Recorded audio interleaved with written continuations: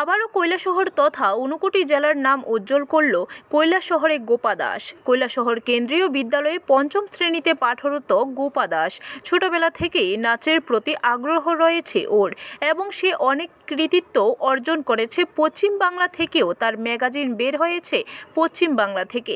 পাশাপাশি গোপা দাস কৈলাসহর ডান্স জুনের ছাত্রী। তার পিতার নাম বাপি দাস, তিনি একজন পুলিশ কর্মী। মার নাম টিঙ্কি পাল।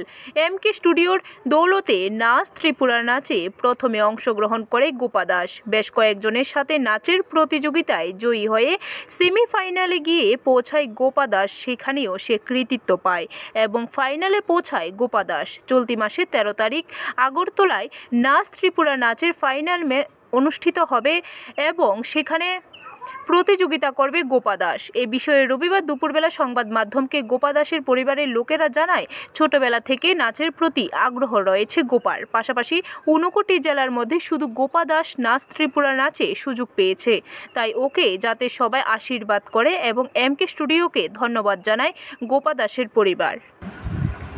যেই ভাবনা সেই কাজ ওকে দিয়েছি ডান্সে। তো ডান্স দিয়েছি, দেখেছি যে পড়াশোনাও করছে ঠিকই, তার সাথে সাথে ডান্সটাও ভীষণ আগ্রহ। তো এই ডান্স করতে করতে অনেক জায়গায় গিয়েছে, অনেক দূর গিয়েছে। তারপর কলকাতাতেও গিয়েছে, ওর ম্যাগাজিনেও নাম উঠেছে, ওর নামে অ্যালবামও হয়েছে। তাও ডান্সটাই ও যতই পড়াশোনা করুক, আর্ট করুক, তারপর ডান্সটাও সবসময় করছে। তো এই করতে করতে ওর অডিশন এসেছিল নাচ ত্রিপুরা নাচে। তো এখানে অডিশন দিয়েছে, এখানে সিলেক্ট হয়েছে, অনেক লোকের সাথে কম্পিটিশন করেছে। কম্পিটিশন করে ঘুরে আর সেমিফাইনাল হয়েছে, সেমিফাইনালেও অবতীর্ণ হয়েছে এবং ফাইনালিস্টে এসেছে। তো আমার একটাই অনুরোধ সকল কৈলাসহরবাসীর কাছে, সবাই ওকে সাপোর্ট করুন, আর পাশে থাকুন। এবং ব্যুরো রিপোর্ট, খবর ত্রিপুরা।